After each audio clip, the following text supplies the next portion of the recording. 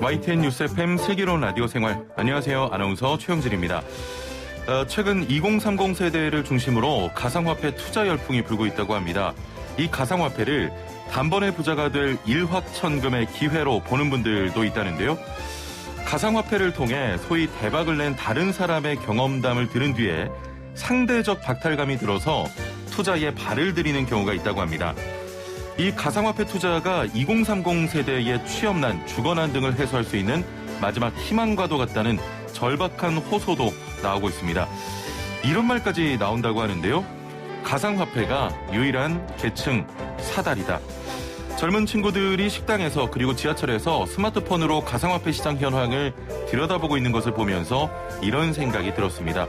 희망은 가상화폐가 아닌 우리의 두 발이다. 여러분도 오늘 다양한 정보가 가득한 슬기로운 라디오 생활 코인에 투자하시길 바랍니다. 자, 슬기로운 라디오 생활 1부는 특별한 분을 초대했는데요. 여러분 모두 고기 사랑하시죠? 자, 고기를 고르는 방법부터 먹는 방법까지 유튜버 정유광, 박준건 씨에게 물어보겠습니다. 이분은 건강상담 준비도 있는데요. 코로나19로 찾아온 홈술 문화, 알코올 중독에 어떤 영향을 주는지 살펴보도록 하죠. YTN 뉴스 FM 슬기로운 라디오 생활 지금 바로 출발합니다. 말씀드린 대로 특별한 분을 모셨습니다. 씹고 뜯고 맛보고 즐기는 고기 얼마나 자주 드시는지요? 자, 지난해 우리나라 국민들 평균적으로 소고기는 13kg, 돼지고기는 26.8kg을 먹었다고 하는데요.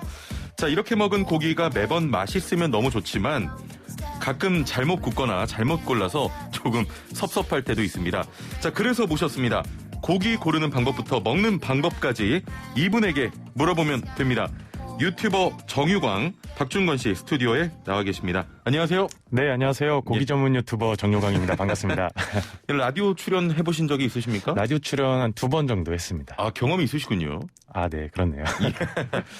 야, 이 고기 굽는 유튜버인데 채널 구독자 수가 52만 8천 명.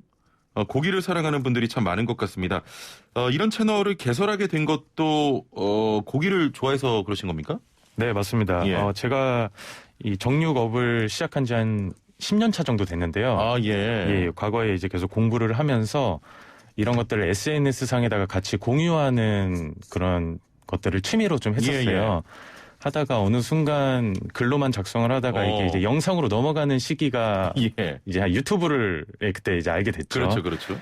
그때도 이제 취미로 제가 시작을 하게 됐었습니다. 근데 이게 이제 어떻게 갑자기 구독자가 이렇게 증가를 하게 되면서 조금 더 이렇게 여러 가지 고기에 대한 정보들을 전달할 수 있는 그런 계기가 된 것 같습니다. 52만 8천 명, 거의 뭐 꿈의 숫자인데 돈 많이 버시죠?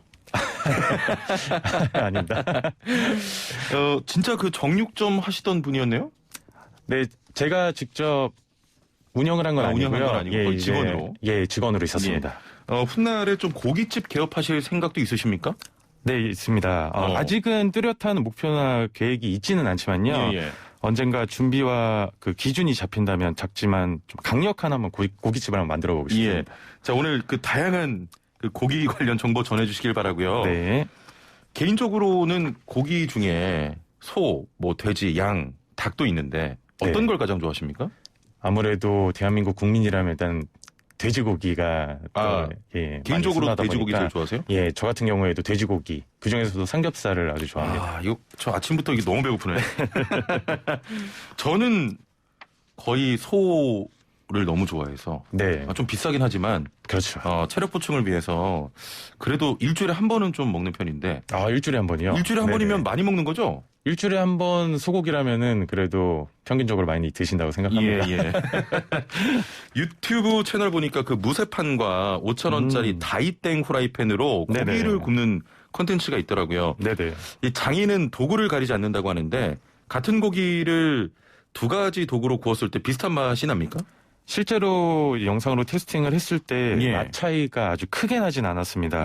아무래도 제가 고기를 많이 구워봤기 때문에 이제 불 조절이나 나름의 경험을 바탕으로 편차를 최대한 줄일 수 있었는데요. 그 부분에서 아무래도 초보자분들보다는 제가 조금 더 편차를 줄일 수 있는 부분이었던 것 같습니다. 자, 중요한 질문 오늘 굉장히 많네요. 우리 생활에 필요한 질문들 많은데 0507번님 정유광 완전 팬인데 라디오도 나오시네요. 목소리 좋다고 하시면서. 감사합니다. 고깃집에서 만나고 싶어요라고 하셨는데. 네네. 이 정육 관련된 일을 이제 10년 넘게 하시고 또 네. 유튜브도 하시고 그러면 고기가 안 질립니까? 혹시 다른 좋아하는 음식이 있으세요?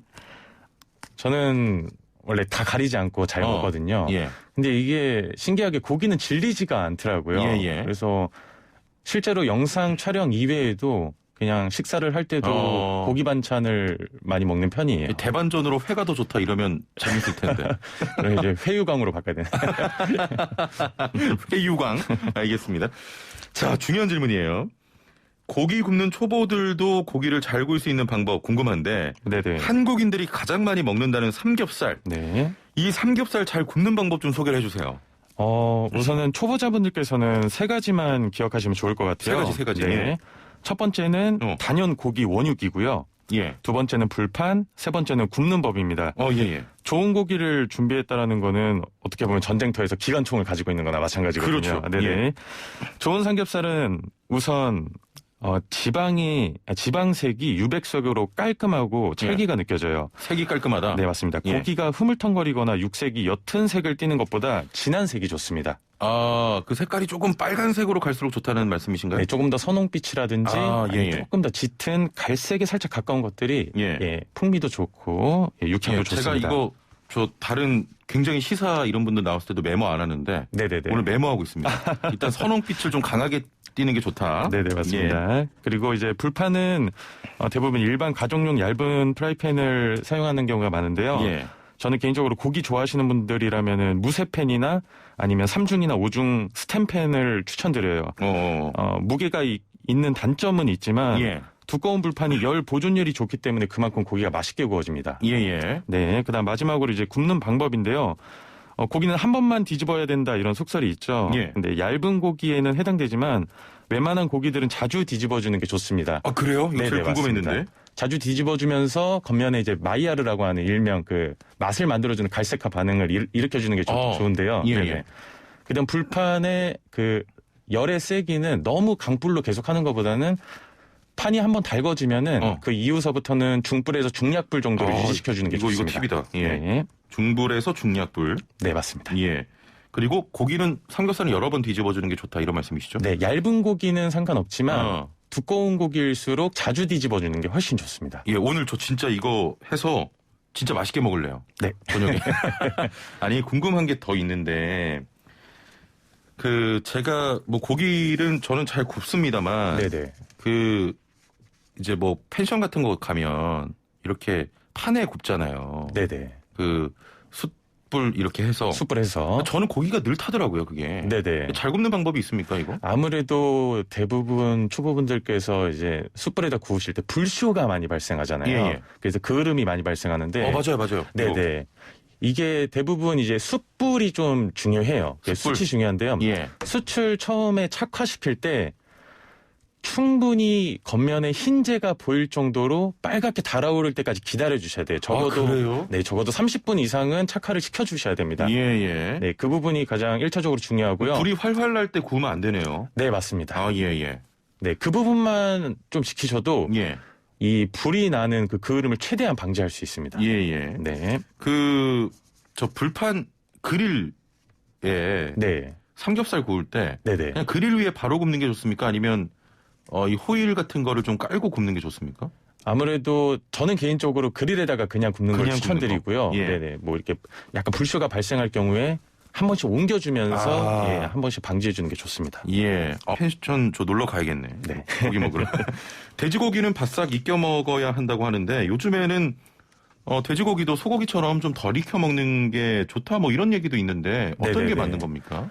요즘 흔히들 이제 맛집이라고 하는 고깃집들, 돼지고기집들을 보면은 예. 실제로 손님들이 드실 땐 모르지만은 구워주시는 분들이 살짝 덜 익혀서 주시거든요. 네, 일단 시대가 변화하고 발전하면서 양돈 농가의 사육 시스템이 선진화도 되었고요. 예. 작업장의 위생이 정말 좋아졌습니다. 과거와 다르게. 이미 일부 다른 나라에서는 과거부터 돼지고기를 차별화시켜서 어떤 요리들로, 특정 요리들로 예. 덜 익혀 먹었고, 우리나라의 뭐 유명한 맛집들도 이제 그렇게 하고 있고요. 예. 물론 생물 특성상 변수가 존재할 수 있기 때문에 100% 완벽하다고 말씀드릴 수는 없지만 그 확률이 매우 희박하기 때문에 음. 안전하다라고 말씀드릴 수 있습니다. 그러면 좀 말씀을 정리하면 좀 돼지고기도 좀 덜 익혀 먹어도 된다 이제는. 네네. 이렇게 보면 될 것 같고. 네, 맞습니다. 조금 전에 삼겹살 잠 굽는 방법 말씀해 주셨는데 소고기는 어떻게 구워야 돼요? 소고기요. 예. 소고기 같은 경우에는 아무래도 덜 익혀 먹어야 되잖아요. 예. 이제 바짝 익으면 뻑뻑해지다 보니까. 그렇죠. 그래서 저는 가정에서 이 소고기 뭐 스테이크를 예로 들었을 때 예. 개인적으로 가정용에 이 탐침용 온도계 하나는 꼭 추천드리고 있어요. 온도계요? 예, 온도계인데 찔러가지고 그 내부의 온도를 파악하는 그런 이제 온도계가 있는데요. 온도계. 가격대도 그렇게 비싸지 않고 뭐 땡이소 다이땡. 다이땡에서도 다이땡. 판매를 하고 있기 때문에 저렴하게. 네네. 그걸 하나 구비하시면은 아무래도 손으로 직접 눌러보면서 이렇게 판단하는 것보다는 훨씬 더 완벽한 온도대를 맞출 수 있습니다. 아, 그래요? 그 온도로 그 고기의 그 정도를 파악할 수가 있는 거군요. 네네, 맞습니다. 예. 혹시 뭐 요즘 저녁 이럴 때 바쁘십니까, 요즘? 요즘요? 예. 고깃집 한번 가시죠. 제작진하고. 어디 근처 한번 가시죠. 네네. 요즘 그 토마호크를 가정에서 또 많이 구워 드시는데. 네. 그런데 그렇게 두꺼운 고기가 잘 익을지 좀 궁금해요. 네네네. 굉장히 큰 고기인데 포털 사이트만 검색해도 실패담이 좀 상당하더라고요. 어떻게 구워야 됩니까, 이거? 아무래도 두께도 있고 이제 뼈가 붙어 있다 보니까 가정에서 쉽게 도전하기가 힘든데요. 제가 몇 가지 추천드릴 수 있는 게 일단 구매하실 때 이 고기마다 스펙이 조금씩 다르거든요. 스펙이라고 하면은 토마호크도 이제 뼈 길이가 이렇게 있잖아요. 길이가 짧은 것들이 있습니다. 물론 뭐 놀러 가서 야외에서 드실 때는 뼈 길이가 긴 거를 구매하셔도 상관없지만 좀 뼈 길이가 짧은 게 좋고요. 짧은 거. 뼈 길이가 짧으면은 웬만해서 에어프라이어에도 이 고기가 들어갑니다. 네, 그래서 저는 추천드릴 수 있는 게 아무래도 가정에서 에어프라이어 한 대씩 다 한 대쯤 있다 보니까 에어프라이어의 온도 저온에서 한 100도 정도에서 100도. 네, 약 한 30분 정도 이제 리버스 시어링이라고 하는데요. 팬에다가 바로 굽는 게 아니라 이 안쪽의 온도를 미리 맞춰주고 내가 원하는 굽기 온도를 맞춰주고 그 다음 팬에다가 겉면만 굽고 바로 드시면 되는 그런 조리법이거든요. 이게 제가 유튜브에서도 다뤘었는데 가정에서 이런 방법을 활용하시면은 정말 완벽한 스테이크를 드실 수 있습니다. 네. 일단 그 에어프라이어에 100도 정도에서 30분 정도 굽고 그 다음에 이제 프라이팬으로 살짝만 익혀서 이 100도 정도에서 구우면은 겉면이 이렇게 바삭하게 익지가 않고요. 그냥 일반 이렇게 육안으로 봤을 때 마치 수육 같은 느낌으로 이렇게 구워지는데 안쪽은 이미 내가 원하는 뭐 미디움 레어 이런 온도가 맞춰져 있는 거죠. 자, 계속 소고기 이야기해서 죄송합니다만 이게 사심이 가득한 방송이 돼가고 있는데 이제 아까 전에는 온도계 말씀하셨고 의문이 드는 게 이건 소고기는 몇 번씩 이렇게 뒤집어 줘야 돼요?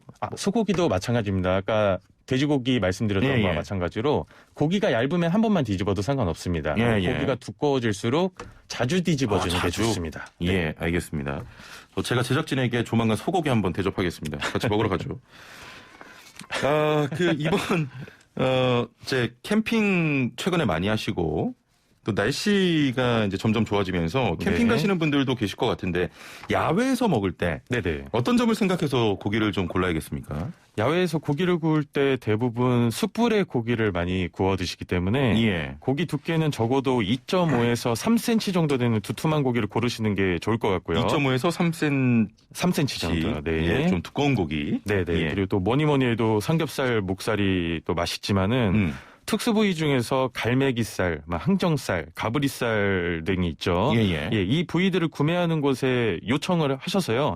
커팅하지 말고 통으로 달라고 요청을 한번 해보세요. 통으로요? 네, 통으로. 통으로 이 특수 부위를 그 숯불에 통으로 구워서 드시면은 훨씬 더 풍부한 육즙과 식감을 느끼면서 드실 수 있습니다. 그렇구나. 오늘 너무 좋은 정보가 많이 나오는데 자, 이것도 궁금합니다. 이 부위는 가성비 갑이다. 정유광이 추천하는 가성비 갑 부위. 소고기 좋고요. 돼지고기, 양고기 등등 가성비 이 부분은 최고다. 이런 부위 소개를 해 주시죠. 우선 가성비 하면은 돼지고기 부위가 될 것 같은데요. 그 중에서도 저는 앞다리살을 추천드립니다. 앞다리살? 앞다리살 부위가 대부분 찌개용이나 뭐 제육볶음 이 정도를 이제 알고 계실 텐데요.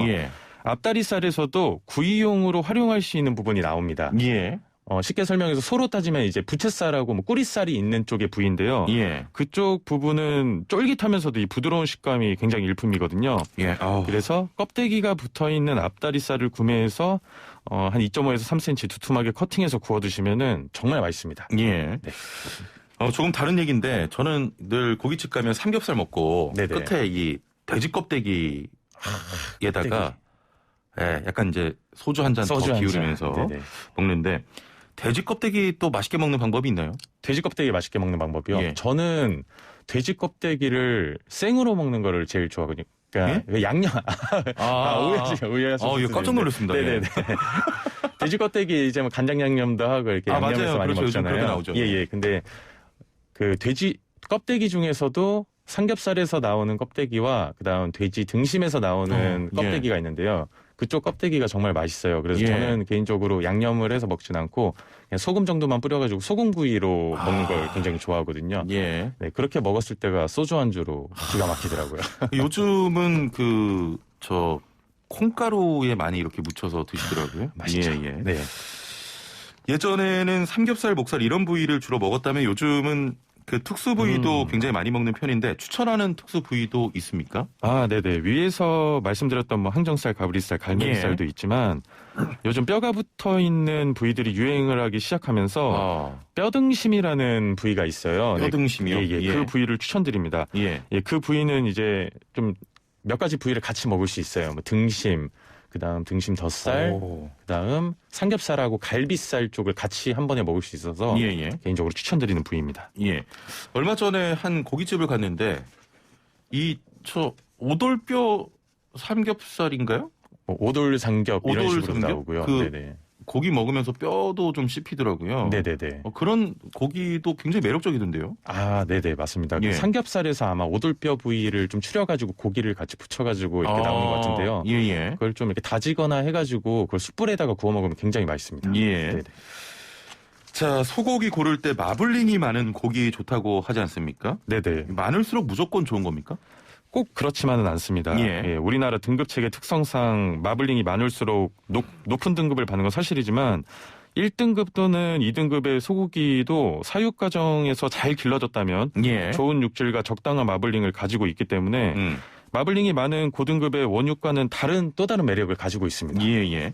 좀 질문들이 올라오고 있는데요. 2915번님께서는 저도 메모 중 이렇게 열심히 라디오 들은 적 처음이에요. 남편에게도 다시 듣기 들려줄 겁니다. 오늘 다시 듣기 빨리 올려주세요라고 하셨는데 유튜브 다시 보기도 저희가 올려드리니까 다시 한번 보시면서 남편분께 보여주시면 될 것 같고요. 3883번님. 소고기 구울 때 위에 물기가 조금 올라왔을 때 한 번만 뒤집어서 먹어야 맛있다는 속설이 틀린 말이었나요? 배신감 느낍니다. 지금까지 저는 잘못 살아왔나 봐요. 라고 조금 맞지 않은 말씀이신 건가요? 네네. 그게 육즙이 올라오는 그 과정에서 뒤집는 방식도 어느 정도 일리가 있긴 한데요. 이게 가정마다 또 불세기도 다 다르고 하다 보니까 그것만 맹신하고 굽다가 겉면이 다 탈 수가 있어요. 그렇군요. 네네. 그래서 그냥 자주 뒤집어 주시는 게 훨씬 더 좋습니다. 그래도 그렇게 틀린 말은 아니었네요. 네, 완전 틀린 말은 아닙니다. 배신감까지 느낄 필요는 없을 것 같고요. 7968번님께서는 그저께 친구들과 한우 40만 원어치 먹고 왔는데 또 먹고 싶네요. 미디어 레어 좋아하면 내부 온도는 몇 도 정도 돼야 됩니까? 라고. 미디움 레어면은 한 60도 이상 정도 보시면 되고요. 50도 후반에서 60도 초반 정도 보시면 될 것 같아요. 50도 후반에서 60도 초반. 네. 자, 미니맘님께서는 온도계 또 구입해야겠다고 하셨고요. 여러 숙성 방법들이 있는 것으로 알고 있습니다. 맞습니다. 뭐 드라이 에이징 이런 방법도 있고 이건 뭐 각각 선택할 때 어떤 포인트를 좀 고려하면 되겠습니까? 네네. 우선 요즘 유행을 타고 있는 게 이제 웨데이징, 드라이에이징 이런 숙성인데요. 웨데이징이라는 단어가 많이 쓰이기 시작하면서 소비자분들께서 어떤 새로운 숙성법이 나왔다라고 생각하실 수도 있어요. 근데 사실 우리가 이제 마트나 정육점에서 접했던 고기들이 대부분 웨데이징 숙성육입니다. 진공 포장한 고기를 저온에서 일정 기간 동안 숙성하는 방식인데요. 전문가가 조금 더 체계적인 숙성 방식을 거치면 더 맛있는 웨데이징 숙성육을 드실 수 있습니다. 그리고 드라이징은 이제 국내에서 유행한 지 얼마 되지 않은 숙성법이지만 해외에서는 오래전부터 이 방식을 숙성을 해왔습니다. 웨데이징과는 다르게 원육을 냉장고에 노출시켜서 이제 온도, 습도, 바람을 컨트롤하는 방식이고요. 겉면은 자연스럽게 건조가 되면서 이제 외부에 좋지 않은 미생물을 차단시키고 내부 속살을 숙성시키는 방식입니다. 예. 그래서 드라이징은 이제 숙성 기간에 따라 특유 진한 육향이 만들어지기 때문에 소비자의 입맛에 따라 약간의 호불호는 있습니다. 웨이징에 비해서 진한 육향하고 감칠맛이 뛰어난 게 특징입니다. 예. 네. 고기를 한 번에 많이 살 때 냉장육을 샀다가도 냉동 보관해야 할 때도 많습니다. 맞습니다. 냉장육을 냉동하다가 먹으면 뭔가 좀 아까운 느낌도 드는데 네네. 냉동육도 맛있게 먹는 방법이 있을까요? 네, 있습니다. 예, 고기를 냉동했을 때 가장 중요한 포인트가 바로 해동 과정인데요. 네, 해동. 네, 맞습니다. 대부분 전자레인지 또는 온수에 빠르게 해동하는 경우가 많아요. 예. 네, 이렇게 해동이 될 경우에는 고기 세포 조직이 파괴되면서 육즙하고 이 수분의 방출량이 많아져가지고 고기 품질이 많이 떨어집니다. 예. 네, 그래서 제가 추천해드리는 방법은 고기를 드시기 전날에 미리 냉장고에 천천히 완만 해동시키는 것을 추천드려요. 예. 그러면 고기 조직의 파괴를 최소화시킬 수 있기 때문에 기존 냉장육의 품질과 거의 가깝게 드실 수 있습니다. 예. 그러니까 고기 먹을 계획이면 전날 그냥 냉장고에 좀 넣어두면 되는군요. 네, 맞습니다. 예. 2893번님, 저희 집은 가스레인지가 아니라 인덕션인데요. 왠지 인덕션 불 조절하면서 고기 굽기가 어려운 것 같아요. 겉바 속촉이 잘 안 되네요. 라고 하셨고요. 7864번님, 이 질문에 답변은 가능하실지 모르겠는데, 네. 말고기도 마블링이 있나요? 그리고 말고기는 어느 부위가 좋은가요? 라고. 말도 취급하십니까, 혹시? 네네. 제가 취급하진 않지만은, 예, 제주도 가가지고 이제 몇 번 먹어봤는데요. 예. 말고기도 마블링이 있습니다. 있군요. 네네. 비육이라고 해서 곡물 사료를 이제 후기에 먹여요. 예. 네, 그 곡물 사료를 먹임으로써 그때 마블링이 축적이 되는 건데요. 제주도의 어떤 이제 유명 맛집들에 가보면은 말고기도 굉장히 고소하면서도 또 부드러운 것들도 이렇게 많이 있더라고요. 예. 어떻게 보면 또 질기다고 이렇게 좀 생각하실 수도 있는데 굉장히 맛있는 부위들, 등심부터 해서 여러 가지 부위들이 소고기처럼 나눠집니다. 그렇군요. 말도 취급하시는 분이었습니다. 자, 시간이 벌써 이렇게 돼서 오늘 여기까지 이야기 나눠보고요. 다음번에 저희가 한 번 더 모시도록 하겠습니다. 감사합니다. 네, 오늘 말씀 감사합니다. 네. 예. 자, 지금까지 유튜버 정규광, 박준건 씨와 함께 했습니다. 본격 문자창 CPR 프로젝트 슬라생 오늘의 상식 퀴즈. 당신은 오늘 어제보다 더 똑똑해집니다. 퀴즈 정답 듣고 아시는 분은 단문 50원, 장문 100원의 유료 문자 샵 0945번, 우물정 0945번으로 정답 보내주시면 됩니다. 정답 맞추신 분들 중에 추첨을 통해서 상품도 보내드리고 있으니까요. 퀴즈 잘 듣고 맞춰주세요. 자, 그럼 문제 나갑니다. 최근 가상화폐 열풍이 계속되고 있는데요. 오늘 문제는 가상화폐의 이름을 맞추는 겁니다. 2013년에 소프트웨어 개발자인 빌리 마커스와 잭슨 팔머가 만든 가상화폐로 당시 인터넷에서 유행하던 동물의 이미지를 마스코트로 정하고 가상화폐 명칭도 여기에서 따왔다고 합니다. 자, 얼마 전 이 가상화폐의 이름을 딴 땡땡데이로 큰 이슈가 되기도 했지만 투자냐 투기냐 논란이 많은데요. 이 가상화폐의 이름은 무엇일까요? 1번 돼지코인, 2번 도지코인, 3번 비트코인. 자, 보기 이렇게 드렸고요. 자, 정답 아시는 분은 단문 50원, 장문 100원의 유료 문자 샵 0945번, 우물정 0945번으로 정답 보내주시면 됩니다. 스마트폰 사용하시는 분들은 YTN 라디오 애플리케이션 또 유튜브로 정답 보내실 수 있습니다. 자, 선물 소개해드리죠. 정직한 건강식품 전문점 백세라이프에서 활력소 치명 청심단 3천 선물 세트와 로얄 아르간 커넬 오일 선물 세트, 영화 드라마 예능 다큐멘터리 애니메이션을 무제한 감상할 수 있는 왓챠에서 프리미엄 1개월 이용권, 요리하는 천하장사 박광덕의 감칠맛 나는 국물 해물 디포리 다시팩, 88년 전통의 이탈리아 명품 커피 일리커피에서 프리미엄 스틱 원두커피 세트, 햇섭 인증받은 7분 밀키트 천명 시식평가단이 만든 은큼 떡볶이에서 떡볶이 키트 3팩, 착한 세제를 만드는 소다스쿨에서 베이킹소다 선물 세트를 드립니다. 많은 참여 부탁드립니다. 네, 1부는 여기서 마치고요. 2부는 건강상담 준비되어 있습니다. 코로나19로 찾아온 홈술 문화, 알코올 중독에 어떤 영향을 주는지 살펴보도록 하죠. 57분 날씨와 교통 정보 듣고 11시 정각 2부에서 뵙죠. 네, 슬기로운 라디오 생활 2부, 생활에 도움이 되는 숫자 뉴스로 시작합니다. 먼저 제가 뽑은 첫 번째 숫자는 797입니다. 오늘 0시 기준 코로나 신규 확진자 수가 797명을 기록하면서 4차 유행이 다시 한번 대유행으로 번질 조짐을 보이고 있습니다. 자, 문재인 대통령은 러시아 백신 스푸트니크 도입 검토를 지시했는데요. 이 백신을 받아들인 다른 나라들에서 상황이 어떤지 식약처가 외교부에 자료를 요청한 상태입니다. 세계적 의학 잡지 랜싯에 실린 중간 결과에서 예방 효과가 90%를 넘는 걸로 나왔지만 안전성을 확인할 만한 자료가 충분한 수준은 아닌 것으로 파악되고 있습니다. 두 번째 숫자 2입니다. 식품의약품안전처가 오늘 중으로 코로나19 자가검사 키트 2종에 대한 3개월 한 조건으로 긴급 사용 승인 여부를 발표합니다. 자가 검사 키트는 일반인이 스스로 검체를 채취해 코로나 감염 여부를 판단하는 도구인데요. 정확성이 떨어져 보조 수단에 불과하지만 30분 뒤에 확진 여부를 확인할 수 있다는 장점이 있습니다. 자가 검사 키트가 시범 우선적으로 적용될 곳은 노인, 장애인 시설 등 고위험 집단 시설이나 콜센터, 기숙사 등이 검토되고 있습니다.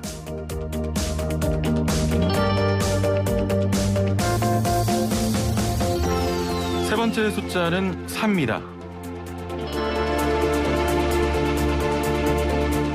정부가 앞으로 10년간 추진할 국가철도망 구축 계획을 발표했습니다. 제4차 국가철도망 구축 계획 시안에 따르면 전국 어디서나 2시간대 이동이 가능해지고요. 지방 대도시권 광역철도도 늘어나는데요. 다만 GTX-D 노선으로 불리는 서부권 광역급행철도가 경기 김포에서 부천 구간에만 연결되면서 서부권 주민들의 반발이 거셉니다. 정부는 이번 국가철도망 구축 계획을 기본으로 의견 수렴 과정을 거쳐 올해 상반기 안으로 계획을 확정할 예정입니다. 마지막 숫자는 15입니다. 잉글랜드 프로축구 토트넘의 손흥민이 후반 44분 페널티킥 키커로 나서서 리그 15호 골을 만들었습니다. 역대 최연소 사령탑 라이언 메이스 감독 대행에서 환영 선물을 해준과 동시에 자신의 한 시즌 정규리그 최다골 기록을 썼는데요. 2골을 추가하면 2016-17 시즌에 세운 기록도 넘어서 한 시즌 공식 경기 최다골에도 가능할 것 같습니다. 스포츠 소식 하나 더 전해드리면 우리나라 사격의 간판 진종호 선수가 도쿄올림픽 국가대표 선발전에서 남자 10m 공기 권총 부문 2위에 올라 도쿄올림픽 출전권을 따냈습니다. 지금까지 생활에 도움이 되는 숫자 뉴스였습니다. 네, 슬기로운 생활을 위한 생활백서 매주 금요일은 국민권익위원회와 함께하는 우리의 권익을 찾아서 시간입니다. 자동차 운전하면서 겪게 되는 억울한 민원들 어떻게 해결해야 할까요? 오늘은 운전자들의 민원 사례 준비했는데요. 국민권익위 재정세무민원과의 정가영 과장과 자세한 이야기 나눠보겠습니다. 안녕하세요. 안녕하세요. 예, 운전하다 보면 알게 모르게 과태료나 범칙금 낼 때가 있는데 그러다 보면 좀 억울하다 싶을 때도 있거든요. 오늘은 어떤 민원입니까? 예, 오늘은 사례를 얘기하기 전에 질문 먼저 한번 드려볼게요. 운전할 때는 누구나 반드시 안전띠를 매야 한다? 아니다? 최영진 아나운서님은 어떻게 알고 계신가요? 예, 저는 늘 도덕 같은 걸 굉장히 중요시하는 사람이거든요. 당연히 안전띠 매야 되지 않습니까? 네. 일단 정답은 누구나 반드시 안전띠를 매야 하는 것은 아니다입니다. 아니라고요? 네, 아닙니다. 예. 안전띠를 매지 않는 게 오히려 안전운전에 도움이 되는 경우가 있는데요. 예, 안전띠 착용이 힘든 신체가 불편하신 분들이 여기에 해당하십니다. 예. 제가 관련된 사례 읽어보도록 하겠습니다. 예. 저는 하반신에 중증 지체 장애를 가지고 있습니다. 이동을 위해서 자동차 운전을 하고 있는데요. 안전띠를 매지 않아 단속 대상이 되었고 안전띠를 매면 오히려 운전에 방해가 된다는 사정도 얘기했습니다.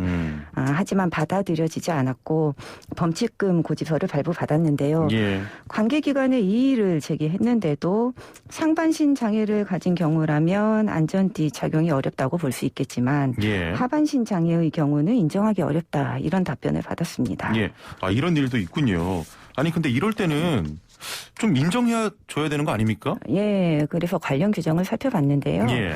안전띠 착용에 예외 사유가 되는 장애를 상반신 장애로 제한하고 있지 않다는 것을 확인했습니다. 예. 그리고 이분의 경우는 골반이 변형된 상태로 척추 측만증, 척추 강직 등이 있어서 20분 이상 자세를 유지하기가 어렵기 때문에 예, 안전띠를 매며 운전이 힘들 수 있다는 의료 전문가의 소견도 받았습니다. 예. 예, 그래서 이런 사정을 종합적으로 고려해서 범칙금 부과 처분은 취소하는 게 타당하다는 판단을 했고 해당 기관에서도 이를 받아들여서 민원이 해결됐습니다. 아, 잘 됐군요. 민원이 해결됐다니까 다행입니다. 네네. 자동차 운전과 관련된 민원 한 가지 더 살펴볼 텐데요. 이번 사례는 제가 좀 읽어보겠습니다. 화물 운송 트럭을 운행하고 있습니다. 차량은 제 소유인데 물류회사와 위 수탁 계약을 맺고 25톤 화물 트럭을 운행하던 중에 회사의 부도로 대표가 잠적하는 상황이 발생했습니다. 회사에 각종 세금이나 공과금이 체납된 상태에 저도 모르게 제 트럭까지 압류가 됐습니다. 압류 기관을 상대로 차량 소유가 저인 것을 소명했고 차량에 대한 거의 모든 압류가 해제가 됐는데 유독 국민연금 체납에 대한 압류는 해제가 되지 않는 겁니다. 방법이 없을까요? 이런 사례인데요. 자동차 실소유주는 운전자인데 회사에 번호판만 빌려서 사용하는 차량을 이 지입 차량이라고 하잖아요. 네네. 지입 차량 운전자의 민원인데 차량은 본인 소유고 이분 어떻게 되는 겁니까? 예, 지입 차량의 경우에 이런 문제가 자주 발생하는데요. 예. 정부는 현물 출자한 위수탁 차량임을 등록을 하면 예. 각종 압류로부터 우선권을 보장하는 제도를 시행하고 있는데 안타깝게도 이분은 위수탁 차량 등록을 늦게 해서 이제 상황이 좀 문제가 좀 커진 상황이었습니다. 예. 저희 관련 규정을 좀 검토를 해봤는데요.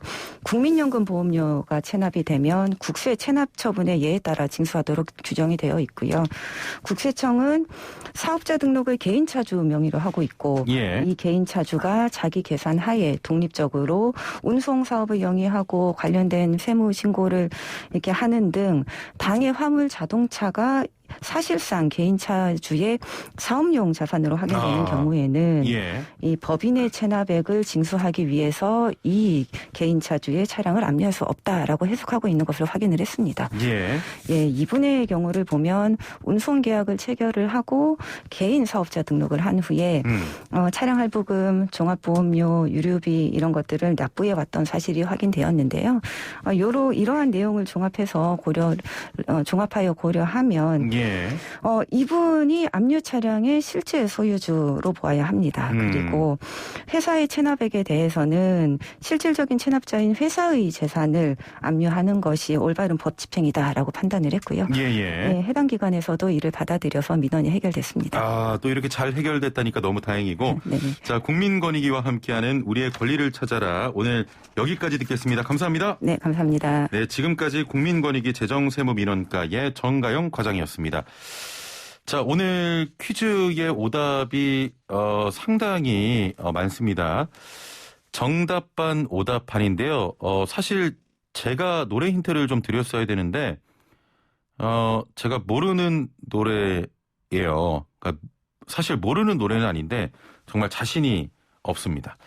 그래서 제작진이 좀 준비를 했다는데요. 한번 힌트를 드리고 예. 뭐가 문제야 say something 분위기가 겁나 싸해 그렇습니다. 이 노래 부른 가수가 이 지코죠, 지코. 예. 이 노래 아는데 제가 사실 이런 노래는 잘 못 불러요. 자, 문제 나갑니다. 최근 가상화폐 열풍이 계속되고 있는데 오늘 문제는 이 가상화폐 이름을 맞추는 겁니다. 2013년에 소프트웨어 개발자인 빌리 마커스와 잭슨 팔머가 만든 가상화폐로 당시 인터넷에서 유행했던 이 동물의 이미지를 마스코트로 정했습니다. 시바견인데요. 가상화폐 명칭도 여기에서 따왔다고 합니다. 예, 도구에서 이렇게 따온 거예요. 도구와 이 영어 이를 붙인 겁니다. 얼마 전 이 가상화폐의 이름을 딴 땡땡데이로 큰 이슈가 되기도 했지만 투자냐 투기냐 논란이 많은데요. 이 가상화폐의 이름은 무엇일까요? 1번 돼지코인, 2번 도지코인, 3번 비트코인. 예, 지코가 힌트입니다. 이 노래는 지코, 가수가 지코입니다. 예, 지코인 노래입니다. 가수가 지코인 노래. 답 드렸다 이거 진짜. 자, 많은 참여 부탁드리고요. 단문 50원, 장문 100원의 유료 문자 샵 0945번, YTN 라디오 애플리케이션 또 유튜브 댓글창으로 보내주시면 저희가 또 추첨을 통해서 추후에 선물을 보내드립니다. 많은 참여 부탁드릴게요. 자, 매주 금요일은 건강 고민을 해결해 드리는 건강 상담 시간입니다. 코로나19로 술자리는 많이 줄었는데 술 소비는 늘었어요. 지난해 가구당 주류 구매액이 2019년보다 13.7% 늘었습니다. 두 자릿수 증가는 통계를 작성하기 시작한 2006년 이후에 처음이라고 합니다. 코로나19로 변화된 술 문화가 원인으로 지목이 되고 있는데요. 다수가 함께 마시는 외식보다는 집에서 혼자 술을 마시는 홈술, 혼술족이 늘고 있기 때문입니다. 자, 그런데 이렇게 집에서 혼자 술을 마시는 문화, 자칫 알코올 중독으로 이어질 수 있다고 하는데요.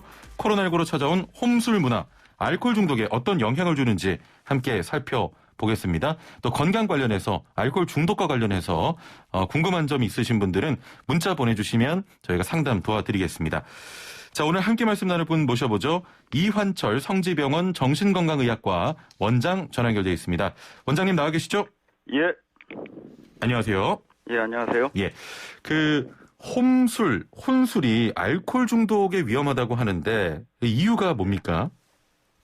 요즘 사회적 거리두기 때문에 대면 문화가 확산되면서 홈술이나 혼술이 유행하고 있는데 이렇게 마시다 보면 집에서 마시니까 아무래도 복장이나 자세도 아주 편안하게 해서 편하죠. 예.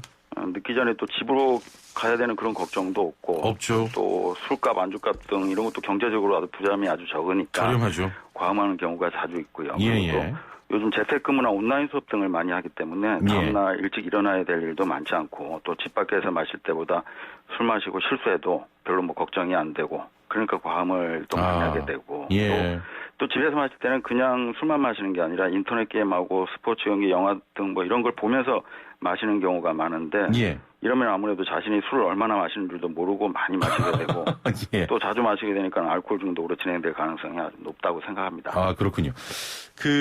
퇴근 후에 맥주 한 캔은 흔히 스트레스 해소용이라고도 하지 않습니까? 네. 가랑비에 옷 젖는 줄 모른다고 이렇게 소량도 좀 위험한 겁니까? 퇴근하고 나서 이제 가끔 한두 캔 정도 마시는 거야 괜찮은데 이게 이제 조금씩 자주 마시는 음주 행동이 반복돼서 습관성 음주가 되고 또 이제 매일 마시게 되면 위험할 수도 있고요. 이런 음주가 이제 단기간 내 건강을 해치지는 않겠지만은 지속적으로 마시다 보면 점점 음주량이 늘고 내성도 생기고 술을 안 마시는 날보다 마시는 날이 더 많아지면 이제 알코올 중독 위험성이 커질 수 있다고 봐야죠. 술 한 잔 마시면은 잠도 잘 잘 수 있고 건강에는 더 좋다 이렇게 주장하는 분들도 많거든요. 술 마시면 잠이 잘 오긴 해요. 영향이 있습니까? 술을 마시고 잠을 자면 잠이 드는 시간, 그러니까 수면 유도 시간은 줄어듭니다. 근데 수면의 질적인 면이 이제 수면의 질을 저하시켜서 숙면을 취하지 못하게 되고 또 중간에 자주 깨고 아침에 일어나면 개운하지도 않고 피로가 풀지도 않고 그리고 또 잠을 잘 자기 위해서 이제 술을 마시게 되다 보면 점차 양도 늘고 습관적으로 마시게 되니까 이게 안 마시면 못 자게 되는 이제 부작용도 생길 수 있고요. 가끔 마시는 거는 몸이 좀 이완되고 수면에 도움이 될 수 있지만 자주 마시는 거는 위험하다고 볼 수가 있죠. 일단 자주 마시는 게 굉장히 안 좋고 위험합니다. 그렇죠. 이제 습관적으로 되는. 그렇죠. 스스로 알코올 중독인지 판단할 수 있는 방법이 있을까요? 인터넷 같은 데 보더라도 알코올 중독 이제 자가진단 테스트하는 표가 여러 가지가 있는데 그 내용이 이제 얼마나 술을 자주 마시냐, 또 얼마나 많이 마시냐, 해장술 마시냐, 또 술 마시면 죄책감이 드냐, 필링 끊긴다는 블랙아웃이 자주 발생하느냐 등 이런 것들이 있는데 그것보다 이제 음주 때문에 직장이나 학교 생활 또 가정에서 이제 일을 제대로 할 수 없는 경우 그리고 대인관계 문제, 법적인 문제가 이런 문제가 이제 자주 반복해서 생기고 이 정도 되면 이제 음주 조절 능력이 상실돼 간다고 볼 수가 있고 이렇게 해서 더 진행돼서 신체적 의존이 생기게 되면 이제 음주량을 줄이거나 끊을 때 몸이 떨리고 불안하고 또 심장이 막 뛰고 식은땀 나는 이런 금단 증상이 나타나게 되죠. 이러면 이제 빨리 병원을 찾아서 진료를 받으셔야 되니까 가장 큰 두 가지가 이제 음주 조절 능력이 있느냐, 그다음에 이제 금단 증상이 생기느냐 이런 것들로 판단할 수가 있겠습니다. 자, 원장님 많은 알코올인들이 가장 궁금해하는 내용이고 저도 이 부분 굉장히 궁금한데 8408번님께서 지금 원장님 하시는 말씀이 제 얘기 같네요라고 하시면서 퇴근하고 남편하고 밤마다 맥주 500을 한 캔씩 마시는 게 습관이 됐는데 건강검진해 보니까 둘 다 지방간 수치가 쭉 올랐어요. 매일 소량을 먹는 게 괜찮습니까? 아니면 몰아서 한 번에, 이거 표현도 좀 그렇지만 폭탄으로 마시는 게 좀 더 낫습니까? 둘 중에 고르자면요. 둘 다 안 좋은데 일단 제일 중요한 건 음주량이죠. 그러니까 음주량, 예. 그 음주량이 얼마나 되느냐. 만약 예. 일주일을 이렇게 놓고 평균을 내보면은 한 번에 많이 마시는 거하고 매일 마시는 거 어떤 게 음주량이 더 많은가. 그게 양이 많은 게 더 위험하고요. 또 한 가지는 이제 이렇게 매일 마시다 보면 이게 그냥 그대로 마신다기보다 이제 내성이 생기니까 조금씩 더 양이 늘어나게 되고 그리고 가장 중요한 게 아까도 말씀드린 것처럼 이제 습관성이 되니까요. 습관적으로 자꾸 마시다 보면 이게 이제 별일 없이도 그냥 당연히 마셔야 되는 것처럼 마시다 보면 이게 위험할 수가 있는 거죠. 예. 알코올 중독인 경우 본인은 좀 아니라고 생각하는 경우가 더 많은데 가족 등 주변에서 확인할 수 있는 방법도 있을까요? 되게 이제 알코올 중독 환자분들이 자신은 음주 문제 없다고 되게 부정을 하죠. 그런 사람들이 많고 자신은 뭐 언제든지 술을 나는 끊을 수 있다. 또 조절할 수도 있다고 이렇게 주장하는 경우가 많고 또 한 2, 3일 정도는 술을 안 마시기도 합니다. 근데 그 이상 더 안 마시기는 좀 어렵고 이렇게 자신의 문제를 부정하고 또 자신의 음주를 합리화하고 자신이 술 마시는 이유가 누구누구 때문에 어쩔 수 없이 마실 수밖에 없다고 이제 이렇게 남 탓을 하는 환자분들이 많은데 이런 이제 부정, 합리화, 뭐 남 탓으로 투사 이런 사고 형태는 이제 중독성 사고라고 하고 이런 중독성 사고는 알코올 중독뿐이 아니라 다른 중독 환자분들에게서도 자주 볼 수가 있습니다. 그리고 자신이 이제 문제가 없다고 주장하지만 보면 가정이나 직장에서 이제 음주로 인한 뭐 여러 가지 법적이나 경제적 문제가 자주 생기고 주변 친구나 동료들이 음주 문제를 지적하는 횟수가 늘어나고 또 환자분이 집에서 직장에서 몰래 감춰놓고 드시는 분들이 많으세요. 아, 집에서요? 술 냄새가 뻔히 나는데도 나는 안 마셨다고 거짓말하고 또 이제 성격이 차츰 좀 변하게 되죠. 좀 예민해지고 충동적이고 폭력적으로 이렇게 변하게 되기도 하고 또 이제 금단 증상이 나타나기 시작하면 이러면은 뭐 이제 알코올 중독을 의심할 수가 있는 거죠. 그렇군요. 가족이나 주변의 권유로 알코올 중독을 치료하기 위해 찾아오시는 분들이 많습니까? 아니면 스스로 알코올 중독 좀 고쳐봐야겠다 찾아오시는 분들이 더 많습니까? 뭐 제 경우가 뭐 다른 정신과에서도 아마 비슷하겠습니다. 근데 알코올 중독 치료를 받기 위해서 이제 병원에 오시는 분들은 제가 보기에는 한 8대2 정도로 가족이나 주변 권유로 오시는 경우가 많고 소수 분들이 자발적으로 오시는데 이런 분들은 되게 이제 음주 때문에 뭐 여러 가지 법적인 대인관계 문제가 있어서 그런 것 때문에 스트레스 받고 뭐 우울증, 불안장애, 또 수면장애 이런 게 좀 힘드니까 치료받기 위해서 오시는 경우가 많습니다. 알코올 중독이라고 하면 입원을 해서 치료해야 하는 게 아니냐 이런 이야기 하는데 일상생활하면서 약물 치료 등으로 좀 치료하기는 어렵습니까? 증상이 심하지 않을 때는 알코올 중독 환자분들도 병원에 처음 이제 내원하시면 외래 통원 치료를 권유합니다. 그렇게 해서 치료 계속해서 호전이 되는 경우도 많이 있고요. 또 신체적 질병이 없고 뭐 금단 증상이 심하게 나타나지 않으면 약물 치료로 이제 항갈망제, 이제 술 먹고 싶은 생각, 충동을 좀 낮춰주는 이런 갈망제 또 이제 항불안제, 항우울제, 금단 증상 완화제, 뭐 또 고함량의 비타민 이런 약물 치료하고 상담 치료를 병행해서 통원 치료 많이 하고요. 그런데 이런 통원 치료의 효과가 별로 잘 나타나지 않을 때 이제 입원 치료로 변경되기도 하죠. 완치가 되는데 보통 얼마나 걸려요? 그러니까 이제 자주 질문을 하시는 부분인데 알코올 중독 치료에 있어서 완치라는 개념은 없다고 봐야 됩니다. 그러니까 이제 고혈압, 당뇨병도 완치라는 개념이 없고 계속해서 혈압과 혈당을 조절해가는 그런 뜻이죠. 근데 알코올 중독에서 이제 완치라고 딱 뭐 보자면 완전히 상실된 음주 조절 능력이 다시 생겨가지고 다른 정상인들처럼 건강하게 음주를 할 수 있는 상태가 그게 이제 완치라고 볼 수가 있는데 그거는 굉장히 어렵죠. 그렇게 되기는. 환자분들 중에는 이제 어느 정도 치료가 돼서 이제 호전이 좀 되면 자신이 이제 나는 이제 술을 조절해서 마실 수 있을 거라 뭐 이런 생각, 호기심, 착각 이런 게 갖게 돼서 처음에 이제 한 잔, 두 잔 조금씩 마셔보죠. 그러다가 차츰 되면 이제 다시 원상태로 돌아가 버리니까. 다시 옛날로 돌아가는군요. 그러니까 이런 분들 때문에 이제 재발률이 높은 거고 음주 조절 능력은 한 번 잃었다 하면 다시 생기지는 않고 끝까지 단주를 유지하는 그 길밖에 없다고 봐야 됩니다. 그 알코올 중독 초기가 있을 거고 좀 이렇게 뭐 중기 좀 더 심한 상태가 있을 텐데 알코올 중독의 초기에 좀 진입한 분들은 좀 이것 중독도 마찬가지로 빨리 가면 치료 기간이 짧아지고 그럴 수 있습니까? 뭐 당연히 다른 질환처럼 알코올 중독도 이제 조기에 치료하는 것이 빨리 호전되고 치료 효과가 좋죠. 아, 예. 이게 뭐 앞에서 진행성 뭐 이렇게 이제 알코올 중독을 이렇게 이제 진행이 되거든요. 진행성 질환이라고도 말씀을 드릴 수가 있는데 이렇게 진행된 상태에서는 치료 예후가 안 좋고 본인이 혼자 빠져나오기는 어렵죠. 이렇게 늪에 빠졌다는 그런 얘기도 하는데 자기가 혼자서는 빠져나오기 어렵고 점점 늪에 빠지는 것 같기 때문에 진행되면 진행될수록 더 치료 예후는 좋지 않다고 봐야 됩니다. 예.